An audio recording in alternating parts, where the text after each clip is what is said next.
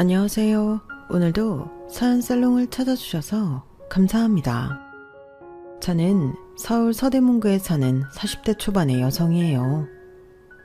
사연 채널은 한 3년 전부터 팬이 돼서 듣고 있어요. 이혼하게 된 이야기들을 들으며 화내고 웃고 그러면서 힐링도 되고 스트레스도 풀었죠. 그런데 저한테도 사연을 보낼 만한 일이 생길 줄은 정말 몰랐네요. 어떤 일이냐 하면 결혼하고 2년이 안 돼서 이혼하게 된 사연이에요. 제 경우도 여기 나온 일들 못지 않다고 생각해요. 제 이야기도 많은 분들이 들어주시고 공감해 주시고 응원해 주셨으면 좋겠어요. 솔직히 인생에서 누가 이혼 같은 아픔을 겪고 싶겠어요. 하지만 이런 선택이 때로는 옳을 수도 있는 거잖아요. 저의 경우도 그렇다고 봐요. 정말 뻔뻔한 전 시어머니와 전 남편놈 이야기 이제 시작해 볼게요. 저는 어릴 때 체육을 유달리 잘해서 특기생으로 대학을 갔고 대학원에서 스포츠 과학을 전공해서 현재는 운동선수들 연습을 관리하고 또 나름대로 개인적으로 코칭도 하고 있어요. 어떤 종목인지는 이 바닥이 너무 좁아서 밝히기는 어려워 이 정도로만 얘기할게요. 양해 부탁드려요. 사실 제가 이혼한 걸 모르는 지인들도 꽤 있어서요. 언젠가 밝혀질 일이기는 하겠지만 아직은 제가 나서서 아는 사람들한테 이야기하고 싶지 않거든요. 이럴 때에는 아는 사람보다 모르는 사람들에게 말하기가 더 쉽고 더 위로도 받는 것 같네요. 스포츠를 어릴 때부터 했다고 하면 집이 잘 사는 편이라고 생각하실 거예요. 네, 맞아요. 저희 집은 원래 선대로부터 물려받은 재산이 많았고 그걸 부모님이 잘 유지하신 덕에 남부럽지 않게 살았어요. 제가 운이 좋은 케이스죠. 그 점은 늘 감사하게 생각하고 있어요. 처음 운동을 시작할 때에는 제가 하도 감기도 잘 걸리고 병원에서 허약 체질이라고 해서 엄마가 이것저것 수소문해서 많이 시켰어요. 덕분에 수영도 배우고 스케이트에 육상, 운동에 많은 걸 했네요. 그러다가 다들 이구동성으로 제가 운동에 재능이 있다고 하니 운동을 전공으로 하기로 결정했어요. 결과적으로 남들보다 빨리 제 일을 찾게 된 거였네요. 아빠는 운동도 이성적인 판단을 잘 해야 하는 거라며 그러려면 책도 많이 읽고 수학이나 물리도 잘해야 된다고 해서 공부도 틈틈이 했어요. 그렇다고 문과, 이과 전공하는 애들처럼 많이 알고 잘하는 건 아니었지만 웬만큼은 했던 것 같아요. 제가 고등학생 때부터는 아빠가 회사를 다니시다가 건강이 많이 악화돼서 퇴사를 하고 혼자 지방에 내려가서 요양을 하는 일이 많았어요. 엄마는 학원을 크게 하시다가 제 뒷바라지 때문에 중학생 때부터 다른 사람한테 맡겨놓은 상태였거든요. 하지만 앞에서 말했다시피 저희 집이 물려받은 게 많아서 어려움을 겪지는 않았어요. 엄마와 아빠는 전화통화, 화상통화를 많이 하셨는데 그때마다 학원 운영 이야기도 많이 하시고 투자 같은 거에 대해 활발히 의견을 나누곤 하셨어요. 제 남동생은 그런 엄마 아빠의 영향인지 경영학과에 진학을 했고 유학까지 갔네요. 저는 한국에서 대학원을 나와서 선수들을 관리하는 일을 하게 됐고요. 처음에는 그런 일을 하려고 한 게 아니었는데 친구 따라 강남 간댔다고 대학원 동기가 거기에 원서를 낸다고 하니 어디 나도 한번 해볼까 하며 냈다가 덜컥 된 거였어요.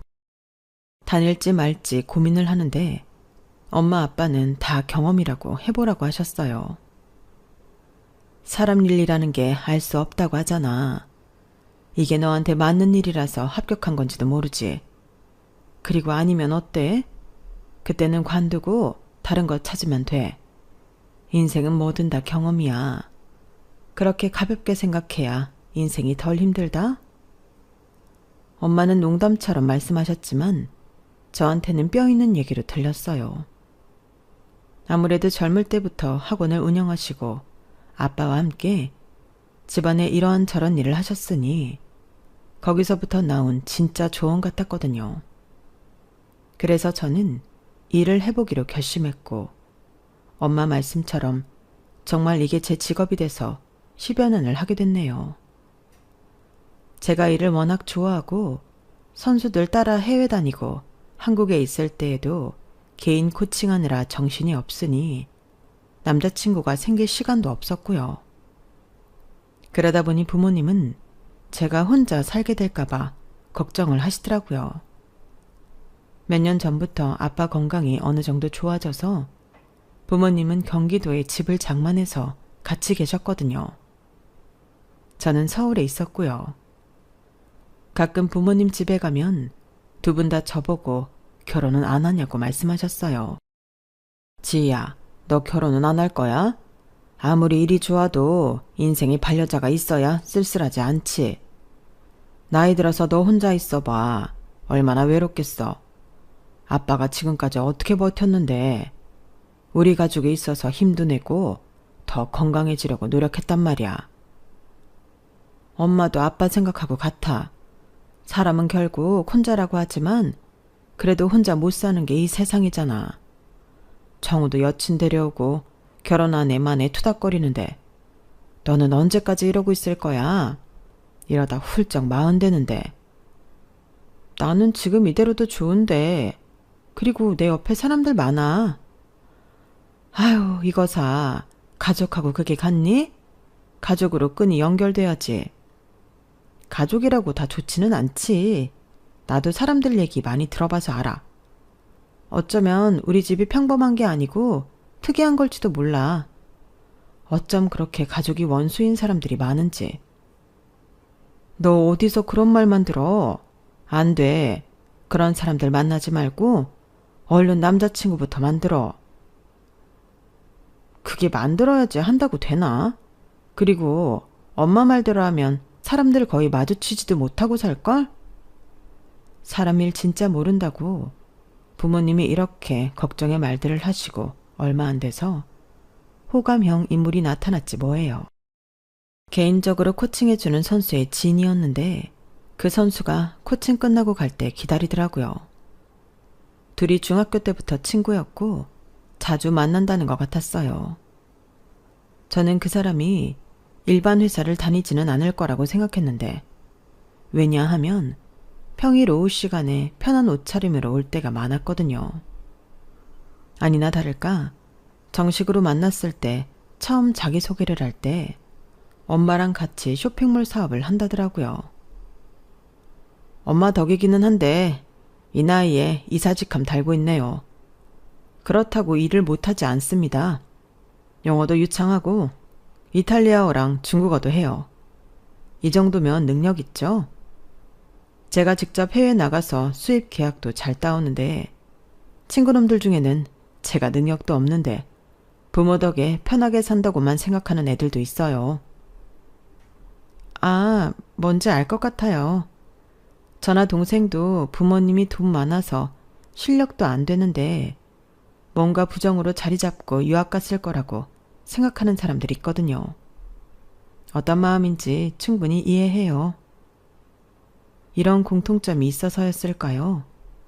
저희는 빠르게 가까워졌고 저도 남편도 나이가 있어서 양쪽 집에서는 별말하지 않고 결혼에 찬성했어요. 그렇게 저는 부모님이 바라시던 결혼을 하게 됐네요. 남편 아버지는 남편이 대학 다닐 때 돌아가셔서 시어머니 한 분뿐이었어요. 다른 나라에 사는 손이 시누이가 있기는 한데 별로 안 친하다고 하더라고요.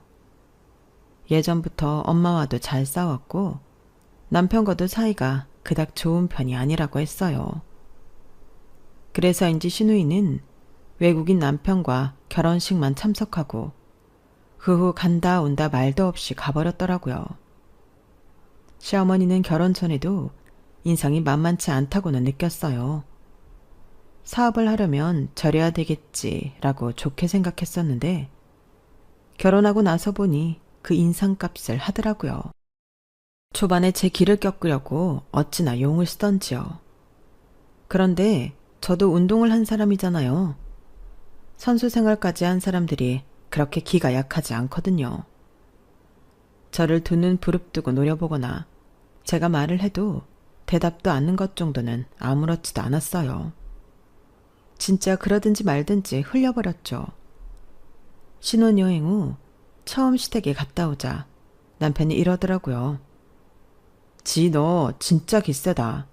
우리 엄마 저러면 다들 주눅 드는데 너는 어떻게 된 거야? 우리 엄마 너 군기 좀 잡으려면 고생하시겠는데? 그랬어? 나는 잘 모르겠던데. 그런데 말이야, 가족끼리 왜 기를 잡아야 되는데? 그럴 필요가 있어? 넌 이제 우리 식구 된 거지. 전에는 아니었잖아. 뭐 신고식 같은 거라고 생각하면 돼. 수혁 씨는 이래도 되는 거라고 생각하는 거야? 아니, 뭐, 왜? 기분 나빠? 원래 운동할 때도 코치들이 기강 잡고 그러잖아. 그거랑 뭐가 다르다고 그래? 그러니까 일하거나 운동할 때나 필요한 게 왜 집안 식구들한테 필요한지 모르겠다고. 가족은 서로 아껴주고 응원해주고 좋은 기운 나누면서 사는 거지.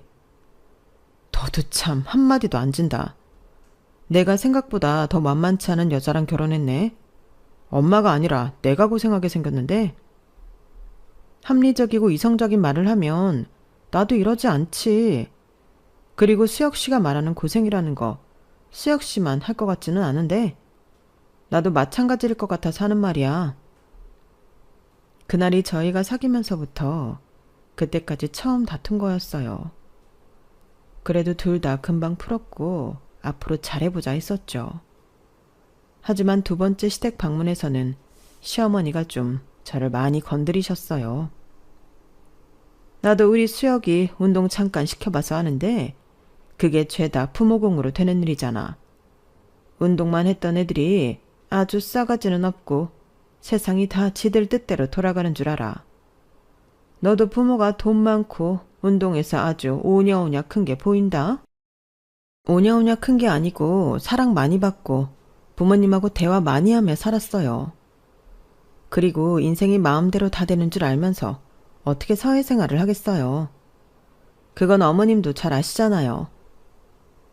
이게 네가 오냐오냐 컸다는 증거야. 따박따박 네 할 말 다 하잖아. 어머님이 잘 모르시고 하시는 말씀이니 그렇죠. 솔직히 운동하는 애들이 얼마나 협동적인데요. 바깥에서 보는 거랑 달라요. 제가 돈 많은 부모님 밑에서 커서 그러는 거라고 하시면 수혁 씨도 능력 안 되는데 어머님 덕에 이사 달고 편히 산다는 말 듣잖아요. 그런 말 들으면 좋으세요? 아니죠. 저도 그래요. 저희 부모님한테도 실례고요. 야, 나 세다. 너처럼 기센 애 처음 본다. 내가 어쩌다 이런 며느리를 받지? 저도 어머님이 이런 생각 가지신 줄은 몰랐어요. 저는 서로를 잘 모르니 생긴 일이라고 생각할게요. 저에 대해 모르시잖아요. 저도 어머님에 대해 모르고요. 편견 갖지 않으려고 하니까 어머님도 그렇게 대해주셨으면 좋겠어요. 제가 많이 맹랑하고 시건방지다고 느끼실지 모르겠지만 시어머니가 무작정 저를 기죽이려고만 하시니 왠지 승부욕이 발동했던 것 같아요. 참, 그리고 이거는 아직 확정적인 건 아니지만 부모님이 투자금 뺀 게 있는데 어머님 사업이 괜찮은지 알아보겠다고 하셨거든요. 투자를 해도 좋을지요. 전문가하고 상담을 하실 것 같네요. 일단 알고 계시는 게 좋을 것 같아서 미리 말씀드려요. 제 말에 시어머니는 표정이 확 달라졌어요. 아주 순식간에 미소가 퍼지더라고요. 그럴 것 같아서 일부러 말한 것도 있었어요. 더는 저한테 싫은 소리 못하게 할 입막음용이었죠. 아니, 그걸 알아보고 말고 할 게 뭐 있니? 그냥 하면 되지. 사돈간에 무슨 정보가 필요해? 식구나 마찬가지인데. 어머님도 저 이제 식구 됐다고 이렇게 하시잖아요. 하물며 투자는 돈이 오고 가는 건데 확실히 해야죠. 저희 부모님은 아무리 친한 친구여도 투자 같은 건 철저하게 따져보고 알아보고 하셨어요. 그게 친구도 안 잃고 의도 안 상하는 거라고요. 뭐래니? 얘는 우리 사업 문제 없어. 투자하면 그냥 논하는 거지. 하긴 내가 바깥 사돈 니들 살 집 20평 해주는 거 보고 돈만 많고 사람이 작다고 생각하기는 했다. 그게 이런 데서도 나오는구나. 어머님은 저희 집 아예 못 해주신다고 하셨잖아요. 어머님은 무려 사업가신데요. 제 말에 시어머니는 더 이상 말을 못하고 째려보기만 했어요. 남편도 듣기 거북하다며 뭐라고 했고요. 그래도 친정에서 투자를 알아본다니 저한테 무슨 말 잘못했다가 틀어질까봐 그런지 말조심을 하더라고요. 이제 와서 하는 말이지만 그때 이미 저는 결혼한 걸 후회하고 있었어요. 괜히 엮인 것 같은 거 있죠. 부모님도 시어머니 사업 정보를 받아보고 재정 상태를 알아보시고서는 좀 실망하시는 것 같더라고요. 이게 누구한테 투자 받을 상황이 아닌 것 같다고 하셨어요. 밀키트 사업을 시작한다길래 알아본 거였는데 요즘 그쪽 전망이 좋잖아. 근데 이거는 사업 자체를 첫 단추부터 뭔가 잘못 시작한 것 같다. 생각보다 쇼핑몰이 적자가 크고 돈 들어오는데 좀 어려움도 있겠는데? 그러면서 아빠가 말을 아끼셨어요. 제가 이미 시어머니한테 말을 했다고 하니 알겠다고만 하시더라고요. 근데 시어머니가 정말 웃겼던 게요. 사람이 너무 가볍고 속이 빤히 들여다 보였어요. 전에는 한 번도 엄마한테 호칭을 한 적이 없었는데 갑자기 안 싸돈 찾으며 엄마한테 전화도 하고 친한 척을 하더라고요. 부모님은 시어머니가 그닥 좋지는 않으셨지만 저를 생각해서 친절히 대하려고 하셨어요. 그리고 부모님이 이 정도는 없는 셈 쳐도 되겠다 싶은 선에서 투자할 생각이셨더라고요. 그래서 같이 얘기를 좀 하자고 하니까 정말 엄청 고급 일식집으로 부모님을 초대한 거 있죠. 사실 상견례 때 시어머니가 비싼 데 잡을 거면 우리 쪽에서 부담 많이 하라고 해서 시어머니가 원하는 적당한 데에서 했거든요. 그리고 반반씩 냈고요.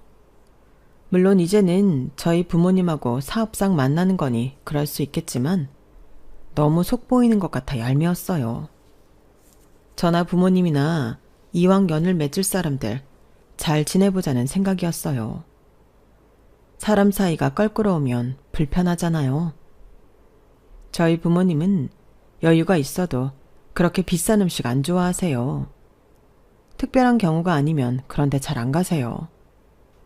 그런데 시어머니는 아주 툭하면 5성급 호텔 레스토랑 가서 밥 먹더라고요. 백화점 식당 가도 잘 안 가요. 아주 잘 나가는 비싼 게 있으면 가고요. 뭐 그런 것까지 제가 말을 할 수는 없었죠. 평생 그렇게 살아왔고 그게 당연한 줄 알고 살았을 텐데요. 저희랑 가풍이 다른 거니까 그런가 보다 하고 넘어갔어요.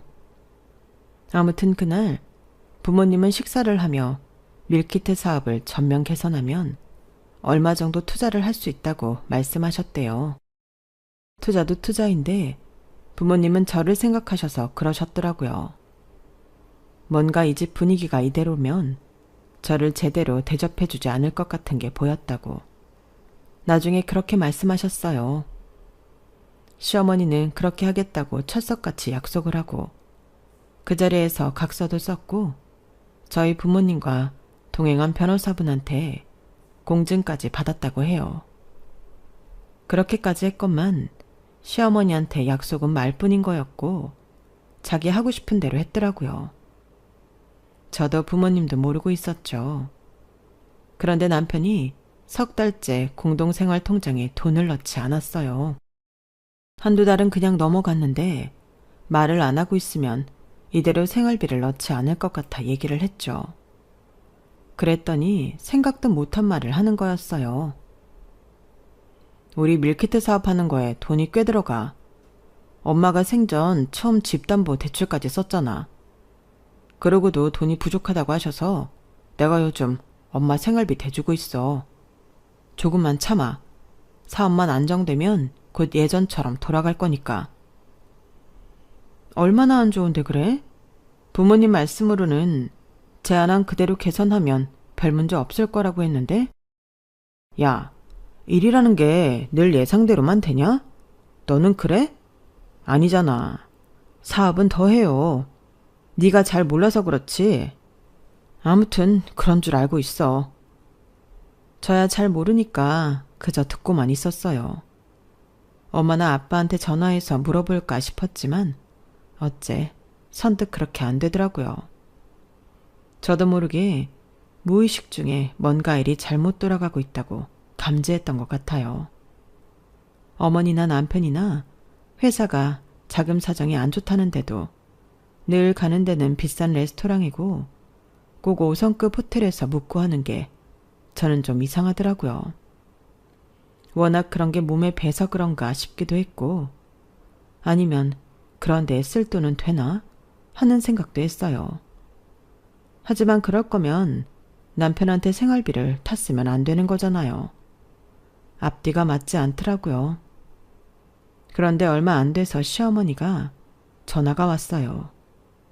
여느 때와는 다르게 아주 상냥한 목소리로 저한테 며느라기라고 하는데 너무 어색하더군요. 우리 며느리 밥을 잘 챙겨 먹었어? 어디 아픈 데는 없고? 네, 저 다 괜찮아요, 어머니. 그거 걱정되셨어요? 예, 오늘 우리 같이 쇼핑하지 않을래? 차도 마시고. 아, 죄송해요, 어머니. 오늘은 제가 일 끝나고 선약이 있어요. 미루기 어려워요. 그럼 내가 지금 말하는 수밖에 없겠다. 너 돈 좀 있지? 나 당분간 쓸 수 있을까? 생활비 수혁 씨가 안 보냈어요. 생활비 보낸다고 이번 달도 저희 생활비는 안 줬는데요. 내가 그깟 생활비 때문에 너한테 돈 얘기를 하겠어? 한 1억만 어떻게 안 될까? 급한 불 좀 끄게. 그런 큰 돈을 제가 움직이기는 쉽지 않은데요. 수혁이한테 말 안 하면 되지. 어차피 네 돈 아니니. 네 돈 네가 쓰는 건데 뭐라고 할 거 있어? 근데 어머니 혹시 저한테 돈 있는 거 수혁 씨한테 들은 적 있으세요? 제가 딱 그만큼 따로 둔 통장이 있거든요. 어? 아니야. 걔가 그런 말을 나한테 못하러 해. 돈 있다니 다행이다. 얼른 좀 보내다호. 근데 이거는 제 신상에 무슨 일 생겼을 때 쓰려고 한 돈이라서요. 아우, 참 빡빡하게 군다. 누구 없는 돈 가졌어? 그래서 준다는 거야, 만다는 거야? 제가 돈 주는 게 망설여지는 건 당연한 거 아닌가요? 솔직히 시어머니라고 그 돈을 갚을지 말지도 모르는데요. 저한테 1억 통장이 있다는 건 신혼여행 가서 남편한테 얘기했었어요. 이건 제가 사회인이 됐을 때 지금은 돌아가신 할머니가 제가 정말 위기 상황이 되면 쓰라고 따로 주신 거였어요. 그 돈을 쓸 일은 한 번도 없었고요. 그 사이 이자도 좀 붙기는 했었죠. 근데 딱 1억을 달라는 게 수상하더라고요. 저는 저녁에 남편한테 물어봤어요. 수혁 씨, 혹시 내가 1억 있다는 거 어머니한테 얘기한 적 있어? 그랬나? 했던 것 같기도 하고. 기억이 가물가물한데?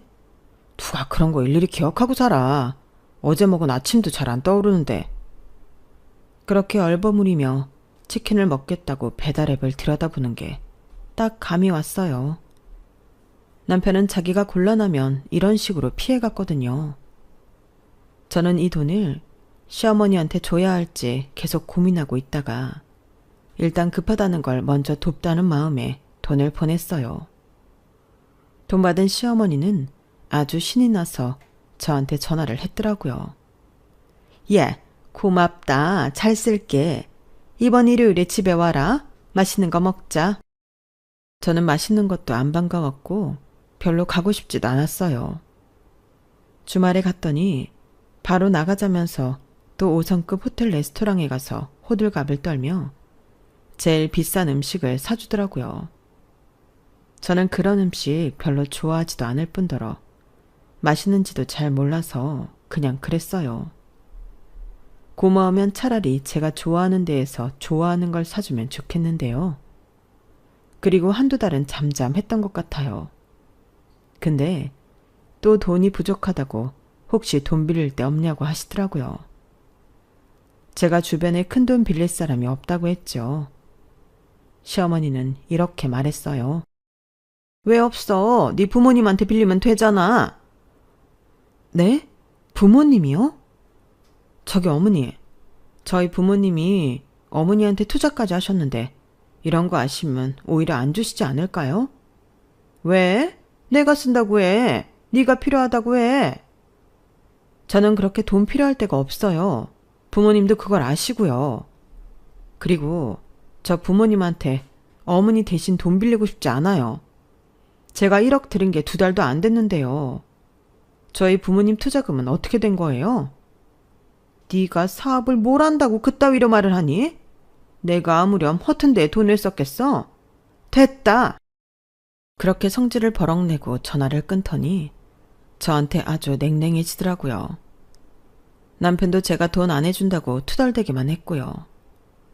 저는 결혼이 이런 건가 싶고 깊은 회의감이 들었네요. 돈을 주면 좀 잘해주다가 자기들 원하는 대로 안 되니까 완전히 돌변하는 게 맞는 건가 하고요. 솔직히 좀 충격을 받았네요. 여태 이런 걸 겪어본 적이 없었거든요. 그제야 저는 참 제가 운이 좋은 사람이었다는 걸 깨달았어요. 좋은 사람들을 만나는 것도 복이잖아요. 그건 또 부모님 덕이기도 했죠. 부모님 능력이 되니까 주변에 이상한 사람이 없었던 것 같아요. 그러던 어느 날 엄마한테 전화가 왔더라고요. 얘, 니네 시댁 사업 잘 되고 있대? 무슨 말 안 해? 왜? 혹시 투자한 거 문제 있어? 관리해주는 데에서 돈을 빨리 빼라고 하네. 뭐 좀 안 좋은 거 같기는 하더라고. 나한테는 말을 안 해서 확실히는 모르겠어. 아니, 왜 너한테 말을 하네? 같이 상의할 일이 생길 수도 있는데 너도 알고 있어야지. 그러게. 근데 나는 사업을 안 해봤으니까 전혀 모를 거라고 생각하나 봐. 엄마는 한숨을 쉬며 고민해 봐야겠다고 하고 전화를 끊으셨어요. 남편은 언젠가부터 집에 늦게 들어오고 뭔가 되게 허둥대는 것 같기는 하더라고요.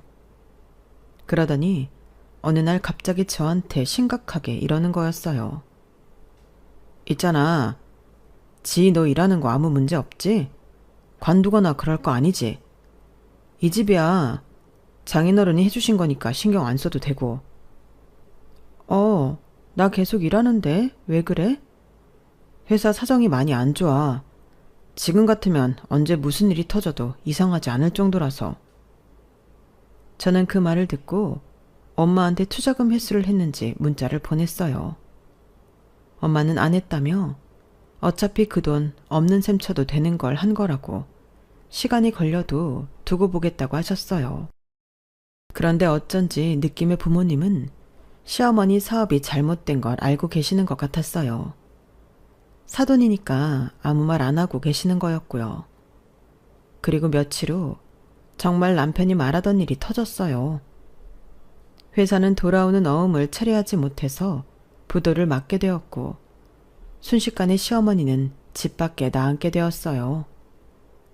남편도 술 진탕 마시고 잠만 자고 완전 무기력해졌더라고요. 솔직히 시누이는 연락도 안 됐고 자식이라고는 남편만 있다고 해도 과언이 아니었어요. 그러니 모르는 척 할 수는 없는데 집에서 같이 지내자니 그것도 힘들겠더라고요. 우선 방도 없었고 시어머니와 셋이 살기에는 불편한 게 많았죠. 저는 심적인 부담도 있었고요. 이런 상황에서도 시어머니는 자존심인지 뭔지 모르겠는데 5성급 호텔만 고집하고 거기서 지내시더라고요. 하지만 거기도 돈이 떨어져 더 이상 갈 곳이 없게 됐어요. 그걸 알게 된 친정 부모님은 고심 끝에 시어머니한테 무학재 쪽에 있는 5억대 아파트 전세를 해주셨어요. 엄마, 나 때문에 이렇게까지 하는 거 맞아? 뭐 니네 시어머니잖아. 그리고 우리가 도울 수 있는데 완전 남도 아니고 어떻게 모른 척해. 나 때문에 괜한 돈이 많이 들어가네. 그렇지도 않아. 걱정 마. 엄마 아빠가 다 알아서 하고 있어. 고마워 엄마. 시어머니도 고마워하실 거야. 시어머니는 서울 안에 있을 수 있어서 다행이라며 아주 점잖게 친정 부모님한테 인사를 했어요. 그때도 무슨 비싼 집을 예약한다길래 제가 말렸네요. 저희 부모님은 그런 거 좋아하시지도 않으니까 정 그러면 백화점 식당가 적당한 데 알아보겠다고요. 그렇게 제가 예약을 해서 만난 곳에서 식사를 하며 시어머니 이야기를 들었어요. 밀키트 사업이라는 게 생각보다 쉽지 않더라고요. 정말 몸으로 부딪혀 봐야 한다는 말이 맞다는 걸 실감했어요. 식품 사업도 자신 있었는데 말이죠. 세상이 항상 제 뜻대로만 되는 건 아니네요. 그렇죠. 어떤 일이든 그 일에 대한 기본부터 잘 아는 게 중요한 것 같습니다. 혹시 사부인, 전에 저희가 권고해드렸던 개선점들은 고려하셨는지요? 아빠가 물어보자 시어머니는 눈꺼풀이 파르르 떨렸어요. 안 했다는 거죠. 아, 예. 물론 저희도 다 고려해 본 사항이에요. 그렇지, 수여가? 네네. 저희가 검토할 수 있는 건 다 검토했었던 건데 이제 이 시장 조사 같은 게 우리가 완벽하게 한다고 해도 또 바뀌고 하니까요. 트렌드가 확확 바뀌잖아요. 시어머니도 남편도 줄줄이 변명만 늘어놓고 절대 자기들이 부족했다, 모자랐다 이런 말은 안 하더라고요. 그 말에 엄마가 못 참겠는지 좀 쌀쌀맞게 말씀하셨어요. 트렌드보다 중요한 게 기본 아닌가? 트렌드대로만 흘러가면 오래된 가게들이 어떻게 살아남았겠어. 설렁탕집, 냉면집, 대를 이어가면서 하는 데는 트렌드랑 아무 상관없이 잘하고 있어. 그건 기본을 지켰기 때문이야. 엄마가 마음먹고 한 말에 시어머니랑 남편은 더는 아무 말도 하지 못하더라고요. 내심 속이 시원하더라고요. 그렇게 식사를 마치고 나오는 길에 엄마는 남편한테 한마디 더 했어요. 자네 어머니한테 신경 써야 하는 건 잘 알고 있지만 어머니 괜찮으실 거야. 회사 돈이 없는 거지. 어머니 개인 돈은 있을 거 아닌가. 우리 지희한테 소홀하지 않았으면 좋겠어. 네 어머니, 제가 더 잘해야죠. 아무튼 감사합니다. 들어가세요. 남편은 엄마 말을 듣고 쓴웃음을 지으며 설렁설렁 인사를 하더라고요.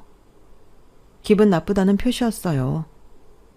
남편은 그날 집에 와서 저한테 말 한마디 안 하고 아예 같이 있으려고도 안 하더라고요. 그때부터 마치 엄마 말에 복수라도 하듯이 집에도 더 늦게 들어왔고요. 하는 일도 없으면서 말이죠. 핑계로는 친구랑 동업 이야기를 하는 중이라고 했는데 그게 아니라는 건 저도 알고 있었어요. 시어머니도 엄마가 그 말을 한 이후부터는 아주 냉랭해져서 더는 고마워하지도 않았고요. 저한테 당연하다는 듯이 자기 집에 생필품 주문하라고 목록까지 문자로 남겼고요. 그러기를 몇 차례. 더는 이대로 안 되겠다 싶어 시어머니랑 단판을 지으러 갔어요.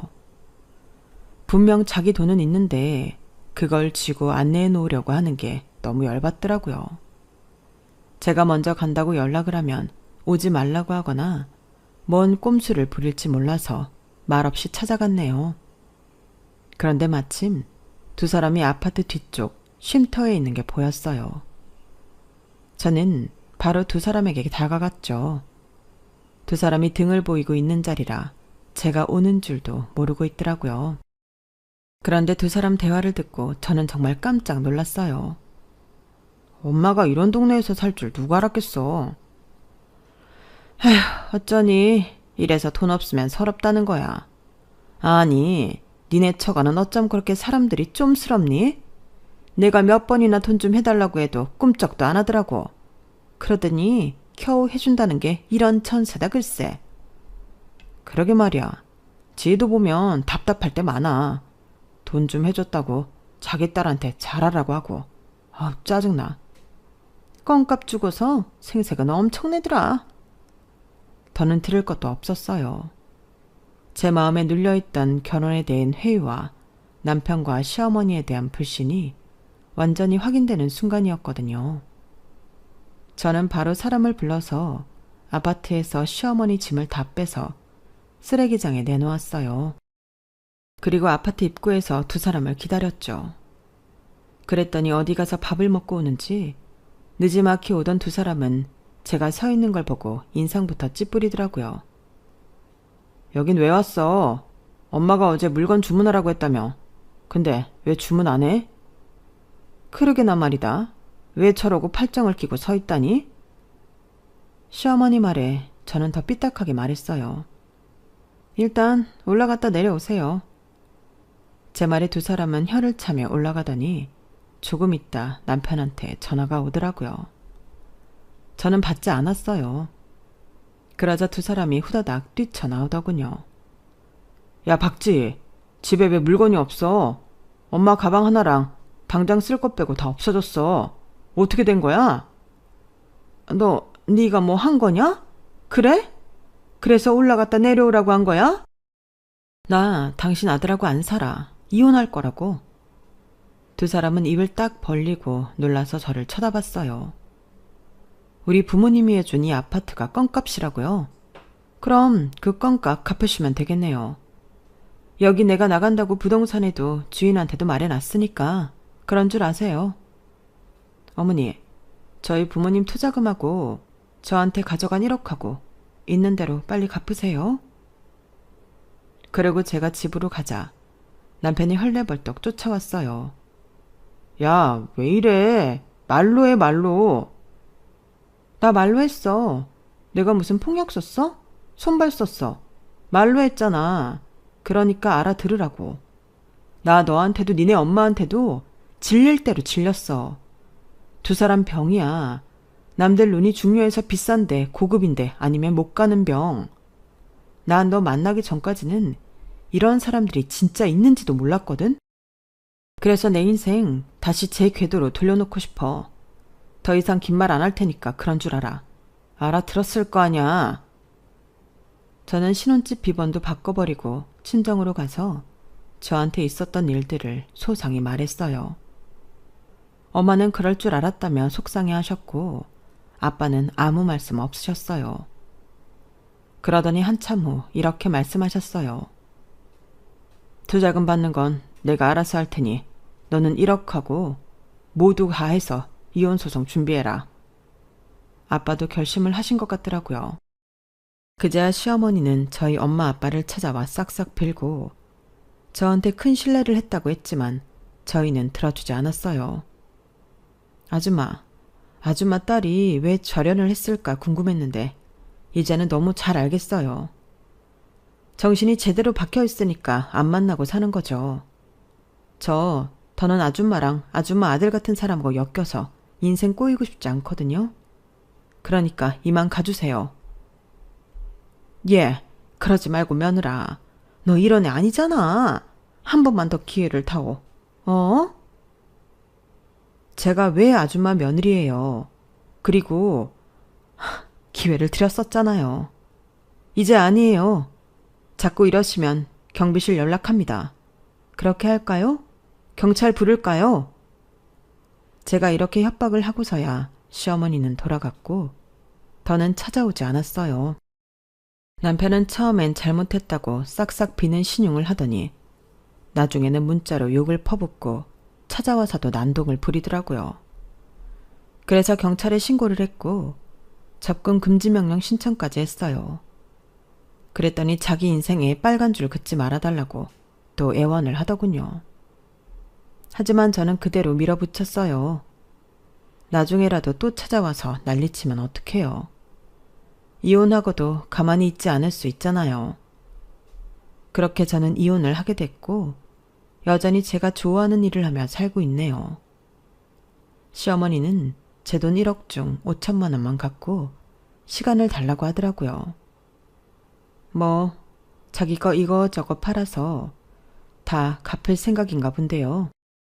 분명 지금도 자기 먹고 살 건 있을 거예요. 절대 손해볼 짓을 안 할 사람이라서요. 그렇게 빚도 정리한 것 같던데 부모님 투자금은 소송 때문이라도 돌려드렸더군요. 남은 위자료와 다른 돈 문제는 그건 남편이 한 달에 얼마씩 갚기로 각서를 썼다고 해요. 여전히 약간의 금전 문제가 남아있지만 그래도 인간적으로는 매듭을 짓게 돼서 정말 다행인 것 같아요. 저는 결혼을 다시 안 할지도 모르겠어요. 저렇게 데이고 나니까 다시는 하고 싶지 않네요. 부모님도 재혼 이야기는 안 하세요. 저 좋아하는 일 하면서 잘 사는 게 최고인 것 같아요. 그걸 제일 첫 번째 목표로 삼는 게 맞지 싶네요. 그럼 지금까지 들어주셔서 감사해요. 다들 행복하세요. 여러분, 사연 댓글에 응원과 현명한 조언 부탁드려요. 좋아요와 구독은 저에게 큰 힘이 됩니다. 오늘도 좋은 일 가득하세요.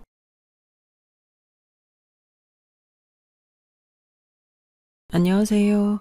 오늘도 사연 살롱을 찾아주셔서 감사합니다. 올해 딱 30살 되는 서울 사는 아줌마예요.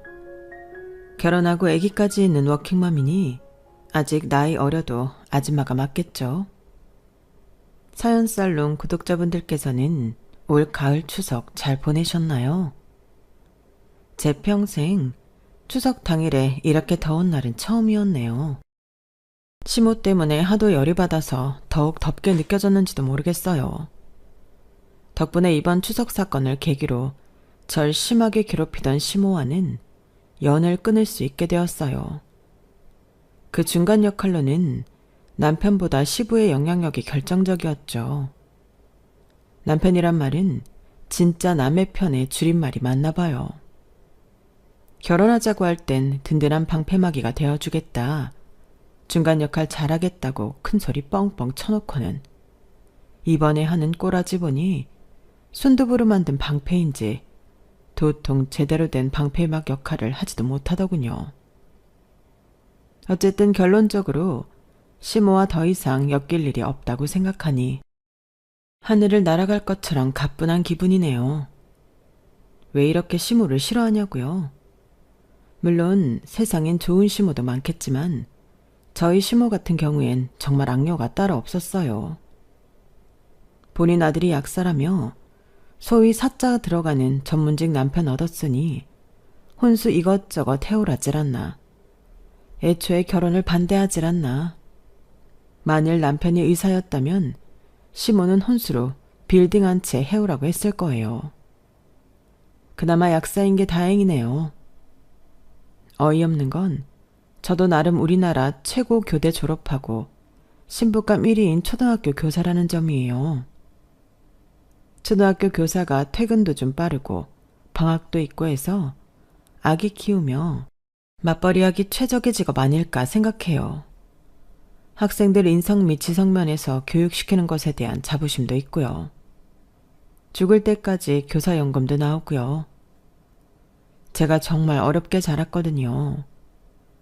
그 어렵고 험난한 가정환경 속에서도 이 악물고 공부하여 안정적인 직장까지 얻었는데 이게 그렇게 폄하받을지 몰랐어요.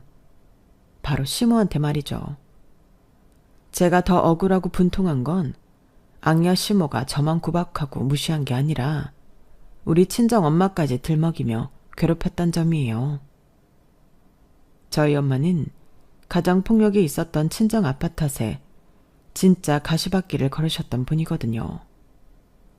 하도 스트레스를 받고 살아서 단 것도 싫어하시는 분이 심한 당뇨에 걸려 눈도 잘 안 보이고 여러 가지 합병증에 먹는 약도 엄청 많네요.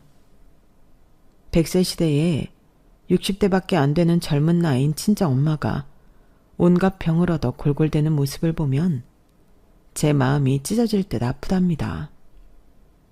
그런 우리 엄마를 상견례 자리에서부터 욕되게 했던 시모였어요. 정말 상견례 때 시모 죽방 한번 날리고 결혼을 파토냈어야 했는데 그놈의 정이 뭔지 우유부단한 제 성격 탓에 그대로 결혼 진행해버렸네요. 아직 30밖에 안 된 제게 참 많은 일이 있었죠. 나름 산전수전 공중전까지 다 겪은 여자랍니다. 그 한많은 인생살이 한번 들어봐 주시겠어요? 제가 원래 친한 사람들에게도 제 어린 시절 얘기며 안 좋은 이야기들은 잘 안 하는 스타일인데 사연살롱의 청자분들에겐 고해성사하듯 다 말씀드리고 싶어요. 임금님기는 당나귀기다 라고 제 비밀스러운 이야기들을 이곳에 외치고 싶은 심정이랄까요? 그럼 제 속이 좀 후련해질 것 같아서요. 이제부터 제가 살아온 인생 이야기를 펼쳐내 볼게요.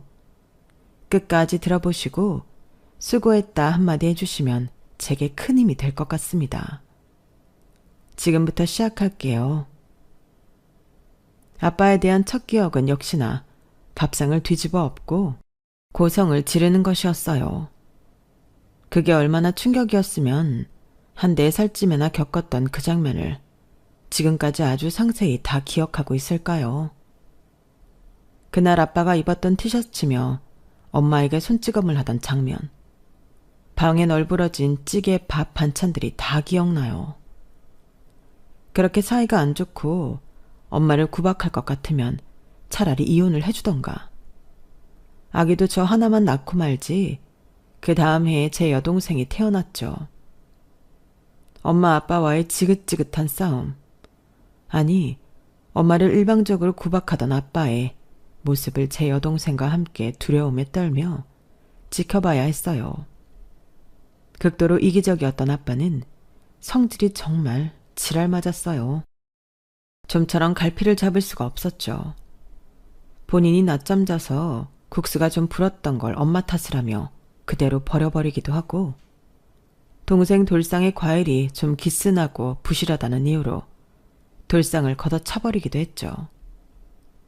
아빠는 이 지역 저 지역을 돌아다니며 트럭으로 생선 판매를 하셨는데 그 지랄 맞은 성격에 장사라고 뭐 야무지게 잘했을까요?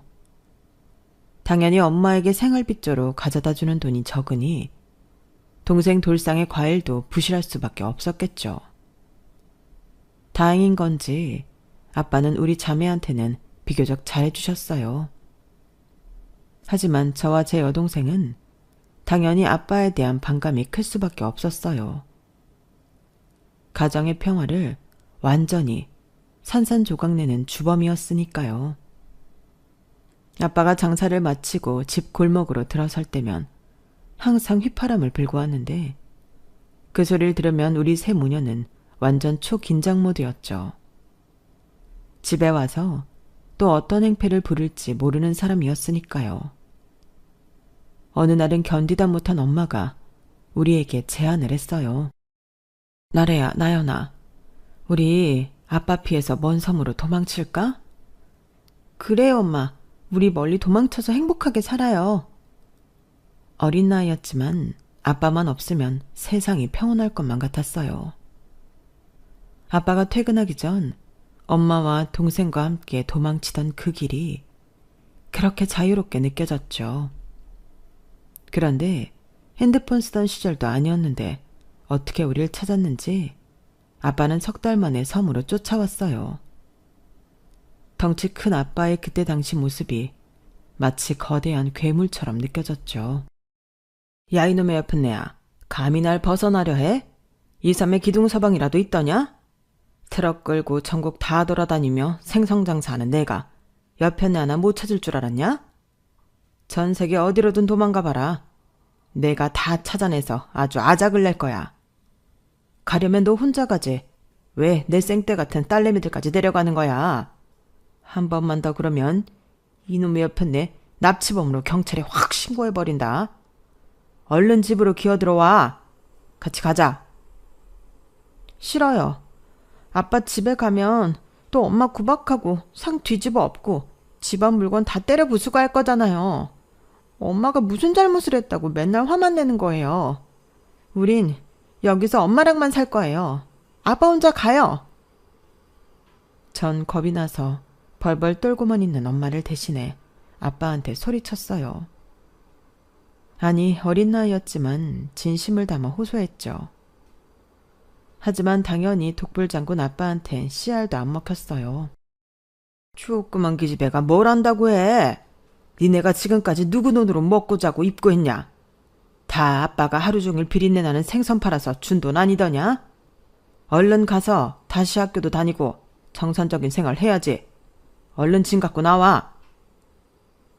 그렇게 엄마와 우리 자매는 다시금 공포스러운 집으로 돌아가야 했어요. 당연히 아빠의 횡포는 반복됐고 그럴 때마다 엄마는 이혼을 요구했죠. 제발 더 이상 날 괴롭히지 말고 깔끔하게 이혼해줘요. 애들은 내가 키울게요. 심지어 위자료며 양육비 한 푼도 안 바랄게요. 내가 식당 일이라도 해서 어떻게든 우리 딸내미들 키울 테니 날 좀 놔주면 안 될까요? 역시나 벽 보고 이야기하는 거나 마찬가지였어요. 아마 아빠는 엄마를 사랑하긴 했나 봐요. 아니, 그냥 집착이었는지도 모르겠어요. 도무지 알 수 없는 사람이었죠.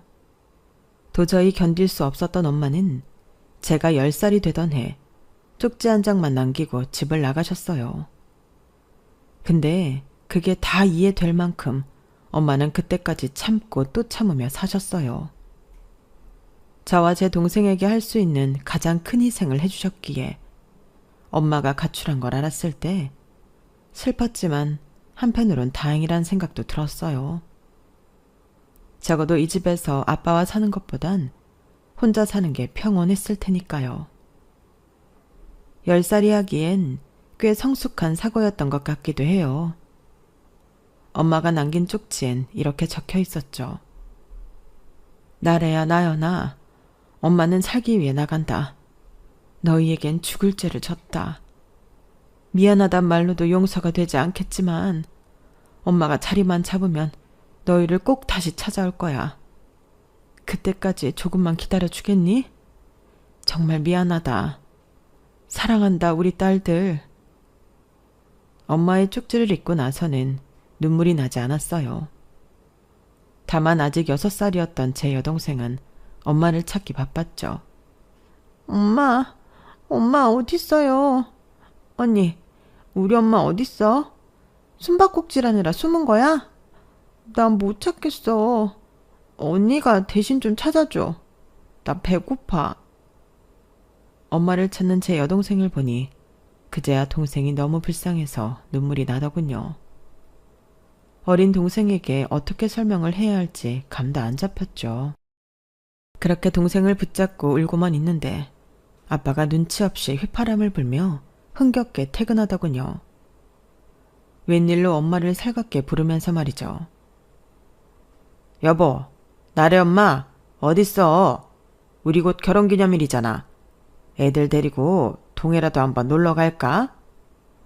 나래 엄마, 왜 답이 없어? 자? 전 아빠한테 소리쳤어요. 이 모든 게 다 아빠 탓이라고 느꼈기 때문이죠. 엄마, 쪽지 한 장 남겨주고 집 나갔어요. 다 아빠 때문이에요. 아빠가 책임져요. 그 말을 듣고 아빠는 눈이 뒤집히더군요. 뭐? 이놈의 여편네? 또 도망가면 내가 못 잡을 줄 알아? 독한 여편네. 이젠 자기 자식들까지 버리고 집을 나가? 죽일 놈의 여편네. 잡히기만 해봐라. 그 길로 아빠는 생선 트럭을 끌고 전국을 돌아다니며 엄마를 찾기 시작했어요. 하지만 아빠는 저번 섬에서 저희 모녀를 3달 만에 찾았던 것처럼 쉽게 찾지 못하더군요. 전 속으로 엄마를 그만 좀 찾고 내버려 뒀으면 이란 생각을 했어요. 제 기도가 효력이 있었는지 아빠는 엄마를 계속 못 찾고 급기야 엄마를 실종신고하더군요. 경찰 보고 대신 찾아달라고 부탁하기도 했고요. 그동안 저는 제 여동생에게 엄마 역할을 해야만 했어요. 저 또한 어렸고 요리는 전혀 할 줄 몰랐으니 무조건 후라이팬에 있는 밥과 반찬을 모조리 넣고 볶아댔죠. 맨 처음엔 맛있다고 먹던 동생도 한 달 내내 그렇게 먹으니 질린다고 뱉어버리더군요. 슬슬 이 반찬 저 반찬 해보니 요리 솜씨도 많이 발전하여 완전 대장금이 됐어요. 물론 싸구려 시장에서 거의 폐기하는 야채들만 가지고 하려니 한계가 있었지만요. 그나마 아빠가 진짜 적은 돈이지만 생활비 명목으로 돈을 조금씩 붙여주고 있었기에 저와 제 동생이 살 수 있었죠.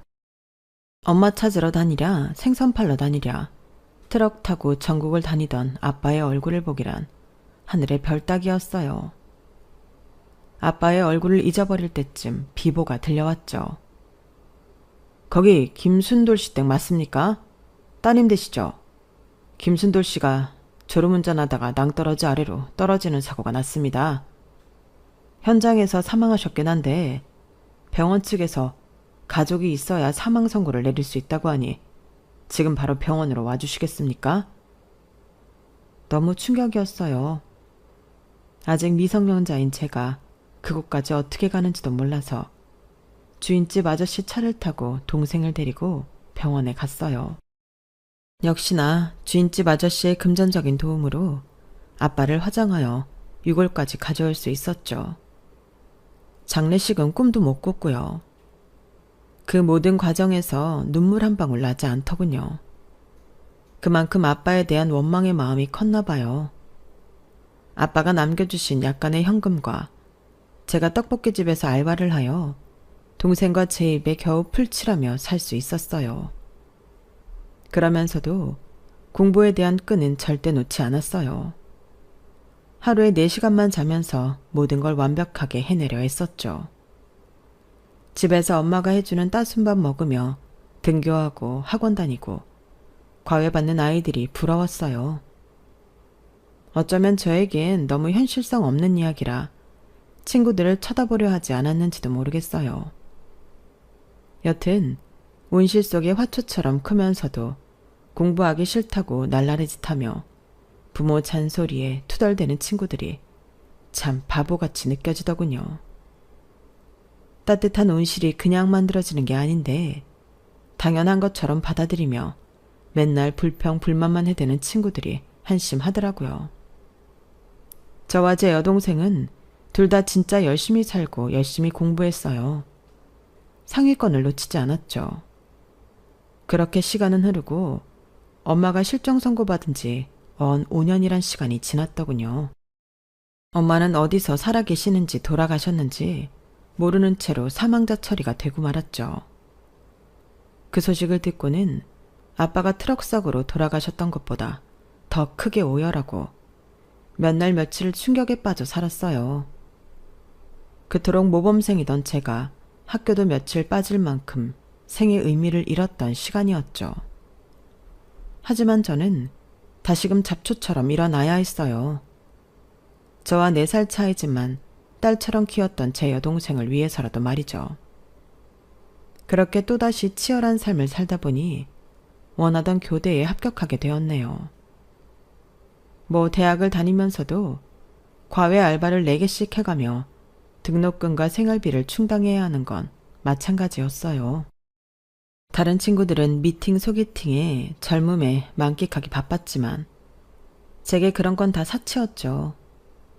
고단한 삶을 이어가던 저한테 아주 큰 사건이 벌어졌어요. 어느 날 갑자기 경찰에게 연락이 오더군요. 박명자 씨 따님 되시나요?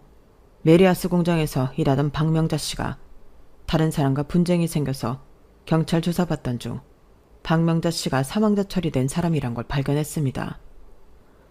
사연을 듣자 하니 폭력적인 남편 때문에 10년 전에 집을 가출했다고 하는데 어서 경찰서로 와주시겠어요?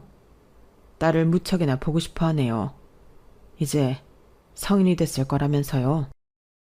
네? 뭐라고요? 박명자면 저희 엄마인데? 저희 엄마가 살아계세요. 지금 당장 갈게요. 이게 꿈인가 생시인가 볼을 몇 차례나 꼬집어가며 대강 나갈 채비를 했어요. 아직 16살인 동생에게 사실을 말할까 말까 잠시 고민하다가 이제 동생도 많이 컸으니 함께 경찰서로 향했죠. 동생과 저 둘 다 택시를 타고 엄마가 계시다는 경찰서로 향하는 길에 아무 말도 할 수 없었어요. 정적 많이 흘렀죠. 둘 다 벌벌 떨면서 엄청나게 긴장하고 있었거든요. 그곳에 도착하니 진짜 엄마가 있었어요. 10년이 지나서 조금 나이 들긴 했지만 예전에 그 예뻤던 우리 엄마 맞더군요. 엄마, 우리 왔어요. 나래랑 나연이 왔다고요. 살아있었군요. 아빠 돌아가셨어요. 엄마 떠나고 한 3, 4년 뒤에 트럭 사고로 돌아가셨어요. 진작 좀 찾아오지 그랬어요. 너무 보고 싶었어요, 엄마. 정말 미안하다, 얘들아. 내 피 같은 자식들.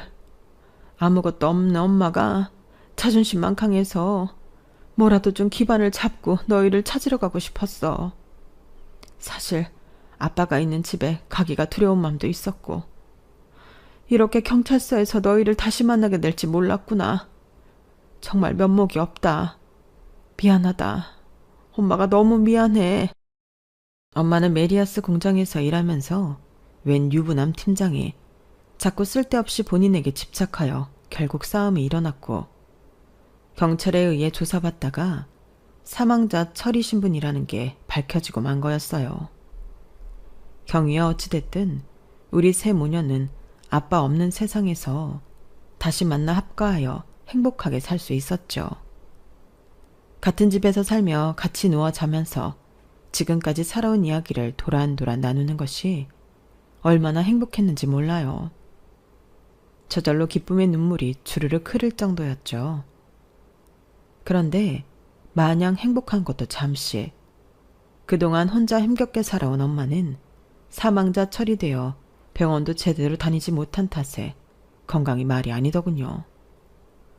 겉으로만 볼 때는 여전히 아름다운 엄마였지만 속은 다 곪고 있었던 거죠.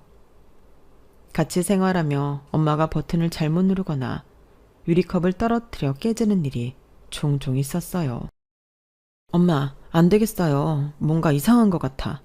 우리 종합검진 한번 받으러 가요. 엄마는 돈 든다며 한사코 거절했지만 그때까지 하루도 안 쉬고 과외 알바를 하며 돈을 벌고 있던 저는 엄마를 모시고 종합병원에 가서 검진을 받았죠. 결과는 당뇨가 매우 심각한 단계이며 합병증이 한두 개가 아니었어요. 왼쪽 눈이 거의 실명 상태였으며 오른쪽 눈도 안 좋은 상태였죠. 정말 참담했어요. 엄마가 불쌍해 미칠 지경이었죠. 엄마, 몸이 이 지경이 되도록 뭐 한 거예요? 이제 다음에면 내가 취업하니 엄마 일 그만두고 집에서 쉬세요. 우리가 사치 부리며 사는 것도 아니고 알뜰하게 살면 다 방법이 있을 거예요. 엄마와 합가한 상태에서도 전 여전히 소녀가장 역할을 할 수밖에 없었죠. 하지만 엄마와 살결을 마주대며 꼭 껴안고 잘 수 있다는 것에 모든 게 다 괜찮았어요. 그토록 그리워했던 우리 엄마가 내 곁에 있었으니까요. 여동생 나연이는 역시 공부를 열심히 해서 명문대에 입학했고 조기 졸업 후 대기업에 취직했어요. 초등학교 교사인 저보다 연봉이 더 셌죠. 그렇게 우리 자매는 엄마를 부양하기 위해 열심히 돈을 벌고 모았어요. 그때가 가장 행복했던 시절이었네요. 열과 성을 다해 담임으로써 학생들을 가르치고 있었어요. 아직 초등 저학년이었던 아이들이라 제가 거의 키웠다고 보는 게 맞을 것 같아요. 그렇게 직장 생활을 열심히 하고 있는데 같은 동료 선생님께서 제게 자기 남동생과의 맞선을 제안하더군요. 김나래 선생님, 얼굴도 예쁘고 성격도 차분하니 인기 좀 많았을 것 같은데 왜 아직도 남자친구가 없어요? 듣자 하니 못소리라던데? 내 남동생 한번 만나볼래요? 내 동생이 나이가 좀 많긴 하지만 약사에 강남에 집도 있고 우리 아빠도 고위공무원 퇴직하신 분이고 엄마도 교양 넘치시는 인자한 분이고 우리 집 나름 뼈대 있는 가문이라고요. 성격이 꽤 좋아 보였던 선생님이었기에 그분을 믿고 맞선 제안에 오케이 했어요. 27살이 되도록 남자 손목 한번 안 잡아본 제가 좀 가엾게 느껴지기도 했거든요. 여동생도 대기업에 취직하여 돈을 벌고 있던 터라 제가 남자친구 만나서 만일 시집을 가도 큰 타격은 없을 거라 생각했고요.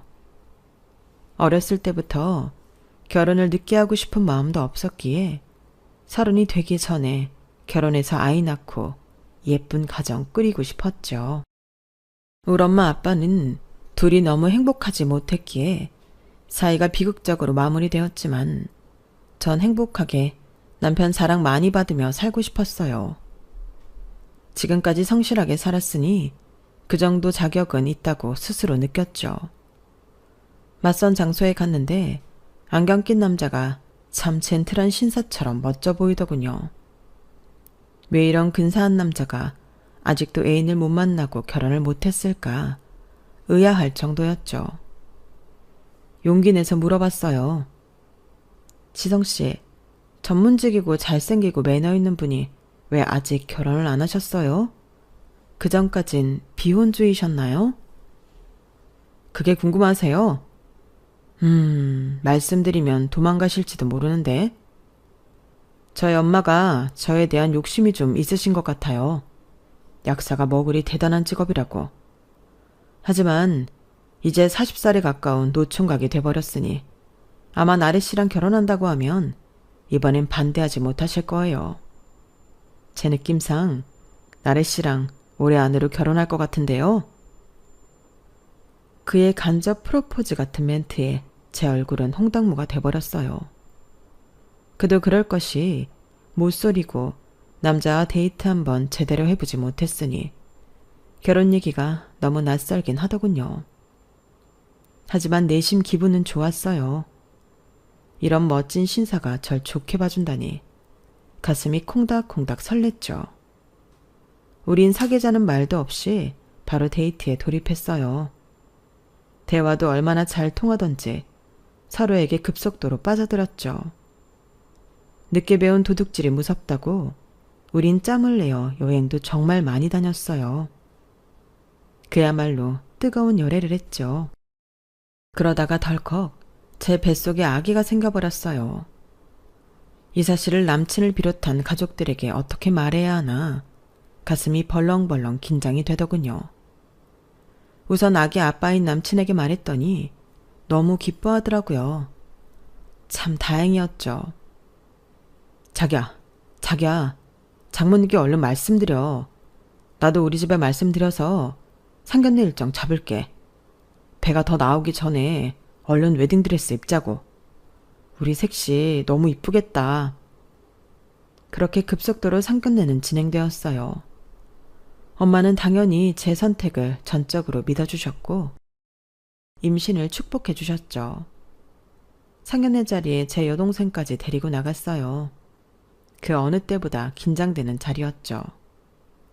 남친 쪽 부모님을 따로 뵙는 절차 다 생략하고 바로 부모님 대 부모님으로 상견례 먼저 하는 거였으니까요. 그 전에 듣기로 예비 시모는 교양이 넘치는 분이고 예비 시부도 고위 공직자 출신으로 점잖은 분이라고 하니 고상한 분위기로 잘 마치고 오자란 생각만 했죠. 그런데 초장부터 그 계획이 산산조각 나더군요. 어머님 안녕하세요. 일전에 찾아뵀어야 하는데 이렇게 상견례를 먼저 하게 됐네요. 야, 네가 우리 지성이 꼬드겨서 임신했냐? 우리 아들이 사자 들어가는 전문직이라 있는 집 딸내미랑 결혼시키려고 그렇게 했었는데 겨우 가난하기 그지없는 집 딸내미를 데려와? 너 열쇠 몇 개 해올 수 있냐? 우리 아들은 심지어 강남의 빌라도 한 채 갖고 있는 사람이야. 넌 네 명의로 된 게 뭐 하나라도 있긴 하냐? 아, 속 터져. 아들아, 네가 뭐가 못나서 저런 여자애랑 결혼을 하냐? 너 일부러 엄마 엿먹이려고 가난한 애 임신시킨 거지? 그동안 결혼할 여자들 반대했던 것 때문에 그렇지? 전 너무 놀라서 벙 쪄버렸어요. 그런데 예비 시모가 같이 당하고 있던 친정엄마까지 건드리니 더는 못 참겠더군요. 아니 아줌마, 대개 딸내미가 학교 선생이라며. 대체 교육을 어떻게 시켰길래 임신이나 하고 돌아다니게 해요? 듣자하니 아줌마는 당뇨병 환자라 눈도 멀었다면서요. 양쪽 눈 다 횟가닥 까버리면 결국 자식들이 돌봐야 할 거 아니에요. 아, 가난하면 건강하기라도 하든가. 전 폭발해버렸죠. 어머님, 초면에 말씀이 너무 심하신 거 아니에요? 가만히 있는 저희 엄마한테까지 모욕을 주시고 우리 엄마가 건강이 안 좋아지고 싶어서 안 좋아진 겁니까? 어느 하나 보태준 것도 없으면서 왜 이러세요? 대개 아드님이 무슨 대통령, 아니 의사라도 됩니까? 저도 안정된 직장 다니고 있는 여자인데 무슨 창녀 취급하는 것도 아니고. 진짜 기분 나쁘네. 집에 가요 엄마. 일어서세요. 바보같이 가만히 있던 남친은 절 붙잡았고 예비 시모한테는 예비 시부가 한바탕 퍼부어 주더군요. 아니, 이놈의 여편네가 당신은 뭐 그리 잘 살아왔다고 사돈을 욕해. 맨날 그놈의 돈. 화투나 치러 가서 돈 다 잃고 대체 내가 갚아준 도박비만 해도 얼마냐고. 사치는 또 왜 이렇게 심한지. 강남 빌라 15평짜리 그거 다 대출로 산 거면서 뭐가 그리 대단하다고. 아유 사돈 정말 미안합니다. 얘야 화 풀고 일단 집에 가서 쉬거라. 나중에 따로 다시 만나자. 그렇게 상견례는 개판으로 파토나고 말았어요. 뱃속에 애만 없었어도 그 자리에서 남친과 헤어졌을 거예요. 그런데 뱃속의 아이가 어느새 심장소리까지 들려주는 주수가 되니 마음이 복잡하더군요. 친정엄마가 제 마음을 정리해 주셨죠. 나래야, 그래도 이 서방은 착한 것 같아. 적어도 네 아빠처럼 능력 없고 폭력적인 사람은 아닌 것 같으니 웬만하면 이 결혼 하도록 하자. 시댁 식구들하고 같이 사는 건 아니니 이 서방이 중간다리 역할 잘해주겠지. 뱃속의 아기 내 손주를 낳아서 너 혼자 키울 수는 없는 노릇이잖니. 엄마와 저는 함께 부둥켜 안고 펑펑 울었어요. 예비 시모한테 너무 실망이 컸거든요. 친정엄마한테도 너무 죄송한 마음이 컸고요. 제가 다시금 결혼 결심을 굳히자 이번엔 혼수 공격이 들어오더군요. 시모는 제게 직접 전화를 걸어 무리한 혼수를 요구했죠. 야, 우리 집에 빈손으로 입성할 생각은 추워도 말아라. 애가 들어섰다니 울며 겨자 먹기로 결혼은 허락해준다만 지금 지성이 대형 약국에서 월급쟁이 약사하고 있는데 약국 하나 차리게 보증금 내놔라. 그리고 강남집 대출도 다 갚아주고 말이야. 알았지? 시모는 지 할 말만 하고 일방적으로 전화를 끊어버렸고 저는 남친에게 퍼부을 수밖에 없었어요. 어머님이 혼수로 자기 약국차를 보증금이랑 강남 빌라 대출금 원하시는데 나 그거 다 해줄 돈은 없어. 내가 벌어놓은 돈이랑 대출까지 받아서 딱 1억 5천 해갈 테니 어머니께 그렇게 전해줘. 앞으로 내가 벌어서 혼수 대출은 갚을게. 그렇게 얼추 마무리 짓고 결혼식을 올렸어요. 강남 호텔에서 결혼하라는 걸 제가 바득바득 우겨서 최대한 싼 곳에서 칙을 실었죠. 강남 빌라 한 채 있다는 것도 대출 빼고 현 세입자 보증금 빼주고 하면 거의 깡통이더군요. 그것도 모조리 대출로 해결하고는 꾸역꾸역 그곳에 들어가서 신혼생활을 시작하긴 했어요. 뱃속의 아기는 무럭무럭 자랐고 행복하게 출산할 날만 기다리고 있었는데 마지막 세부 초음파 검사에서 심장에 구멍이 있다는 사실을 발견했죠. 하늘이 무너지는 듯 했어요. 그 조그만 아기가 태어나자마자 수술대에 올라야 했고 엄마가 된 제 마음은 너무 초조하기 그지없었죠. 그런 제 마음을 아는지 모르는지 시모는 제 곁에서 악담만 퍼붓고 있었고요. 야, 못 살아서 거지 같은 음식만 먹고 자랐는지 왜 심장병 걸린 아기를 낳은 거냐? 니네 친정엄마도 약하다더니 우리 손주도 외할머니 닮아 약해 빠진 거 아니냐? 어머님, 갓 태어난 손주한테 친할머니로서 그렇게 악담을 퍼붓고 싶으세요? 제발 채통 좀 지키세요. 시모와의 트러블은 그 후에도 계속됐어요. 시부가 시모더러 맨날 돈돈거린다더니 사실이더군요. 저한테까지 돈 요구가 계속되었죠. 일부러 시모 전화를 피하니 이젠 카톡으로 집요하게 돈 달라더군요. 며느라, 5천만 원만 급전으로 안 되겠니? 지금 카드 돌려막기 하고 있는데 위태위태하구나. 내가 3달 만에 갚을게. 지금 투자 알아보고 있는 게 수익성이 아주 좋아. 며느라, 왜 CM이 카톡을 읽지 않는 거니? 전화도 안 받고 말야. 설마 일부러 내 연락 피하는 거냐? 괘씸한 것. 야, 김나래, 너 죽고 나 죽고 하자는 거냐? 내 성격 급한 거 몰라서 그래. 얼른 전화 받아. 5천만 원 아니고 1,000만 원이라도 내놓으란 말이다. 어쩔 땐 시모가 정말 미친 여자처럼 느껴지기도 했어요. 나한테 돈 맡겨놓은 것도 아닌데 맨날 돈 달라는 꼴이라니. 시모는 상대하고 싶지도 않았기에 또다시 남편에게 화풀이할 수밖에 없었죠. 소리 아빠, 어머님이 보낸 카톡 좀 봐봐. 우리 소리 보고 싶단 말은 한 번도 안 하고 계속 돈 달란 소리만 하잖아. 완전히 노이로제 걸리게 생겼어. 자기 결혼 전에 시댁과 나 사이 방패막이 잘해준다며. 그 약속 다 어떻게 된 거야? 독박 육아하는 것도 힘들어 미치겠는데 자기 정말 이럴 거야? 미안해 소리 엄마. 내가 우리 엄마한테 진지하게 한번 말해볼게. 다시는 돈 달란 연락 못하도록 말이야. 아마 아빠나 나나 누나한테 지금껏 맨날 돈 달라다가 빠꾸 먹어서 며느리인 자기한테 그러는 건지도 몰라. 우리 엄마가 경제관념이 좀 부족해서 말이야. 정말 미안해.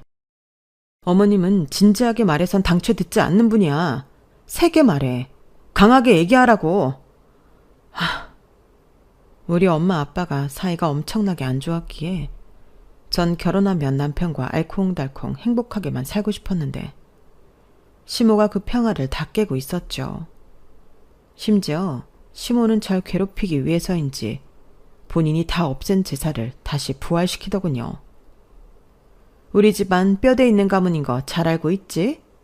앞으로 제사상은 최대한 정성을 다해서 상다리 부러지게 차리도록 해라. 제사 전날부터 와서 시장 보고 다 해야 한다.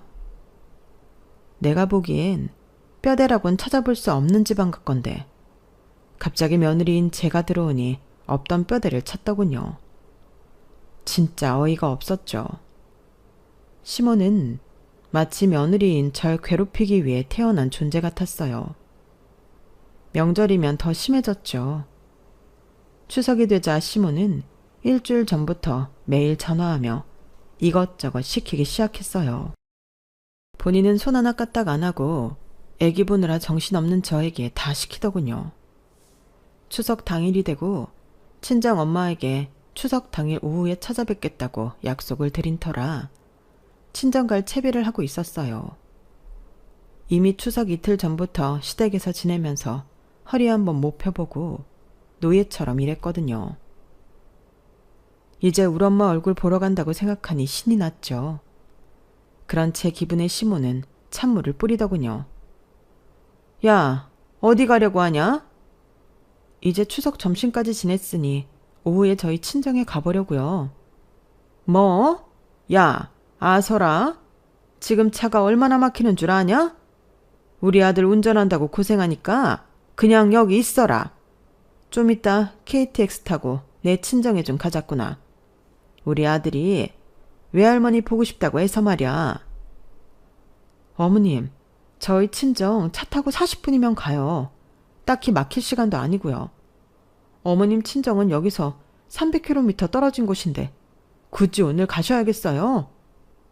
맨날 시애미한테 눈을 희번덕거리며 따지는 꼴이라니. 아, 우리 친정엄마는 연세가 90에 가까우니 오늘 내일 하는 분이라 최대한 많이 찾아뵈야 할 거 아니냐? 잠만 말고 짐 싸라. 내가 표 다 끊어놨다. 시모는 본인 친정엄마가 몹시 위독하다며 오버를 떨더군요. 그 모습에 남편도 잠자코 KTX 타러 가자며 나섰어요. 자기 엄마 말이라면 거역도 못하는 마마보이 신랑 같으니라고. 그때만큼은 남편이 진짜 등신같이 보이더군요.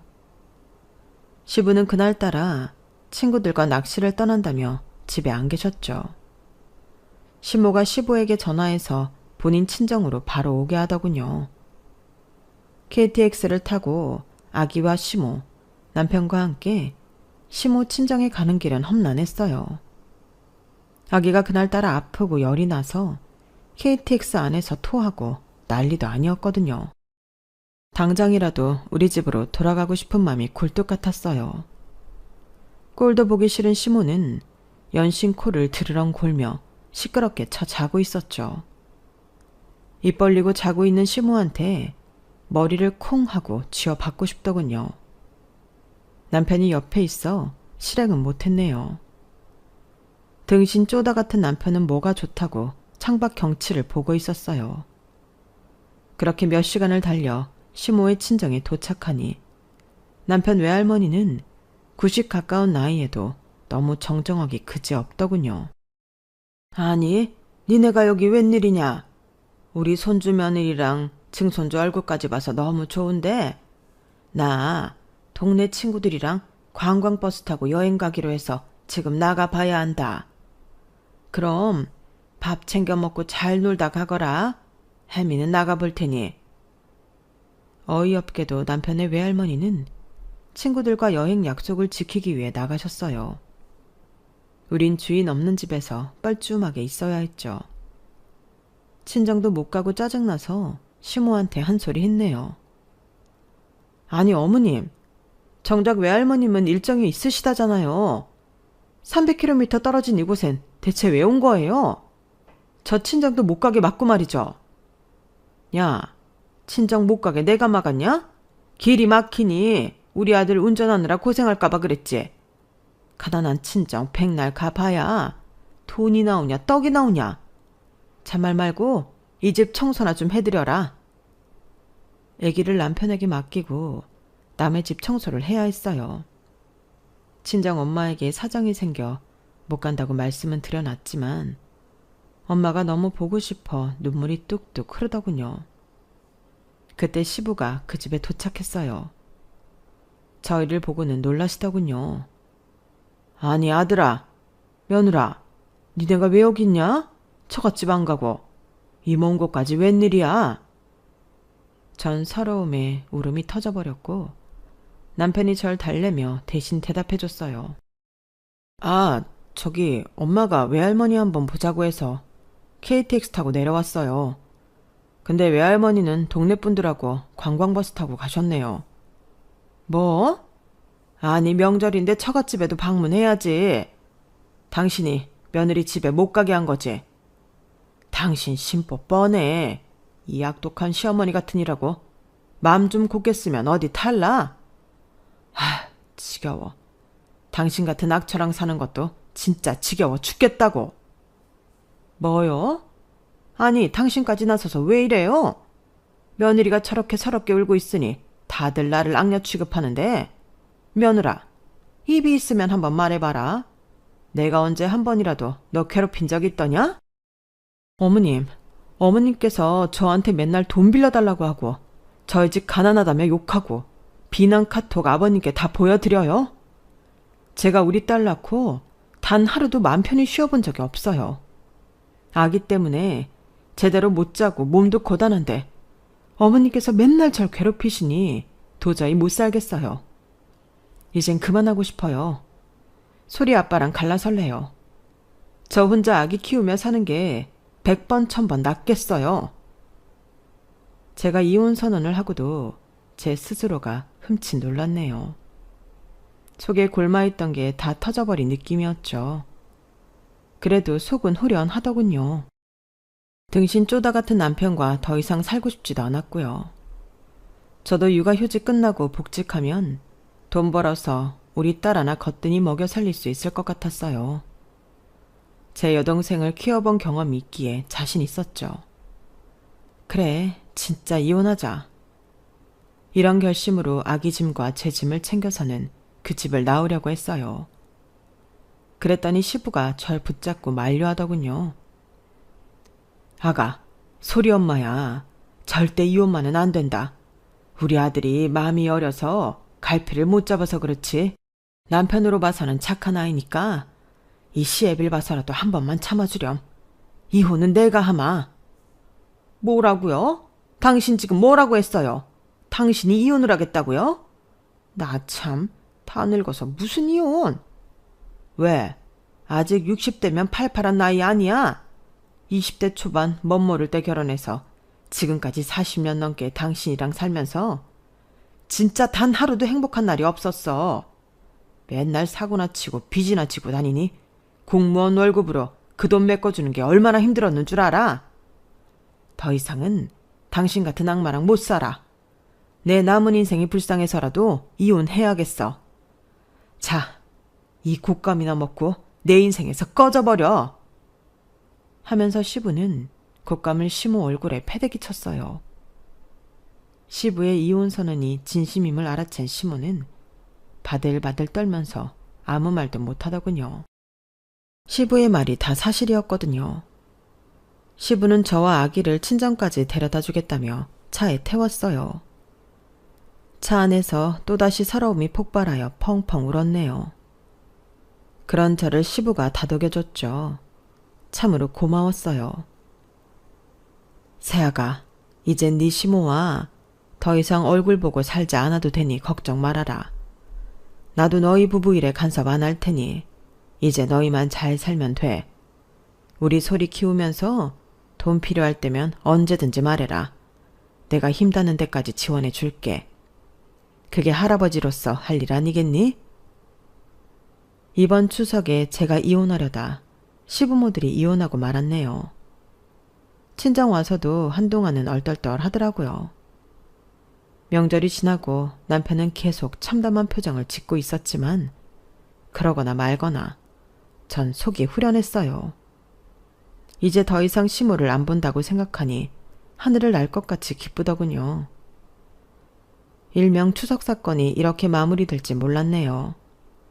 우리 결혼이 평화롭게 지속될 수 있도록 큰 결단을 내려준 시부에게 평생 고마워하며 살아야 할 것 같습니다. 여러분께서는 이번 명절에 어떤 일이 있으셨나요? 여러분의 일상이 궁금하네요. 지금까지 저의 인생 이야기 읽어주셔서 감사합니다. 다들 복 많이 받으시길 바랄게요. 여러분, 사연 댓글에 응원과 현명한 조언 부탁드려요. 좋아요와 구독은 저에게 큰 힘이 됩니다. 오늘도 좋은 일 가득하세요.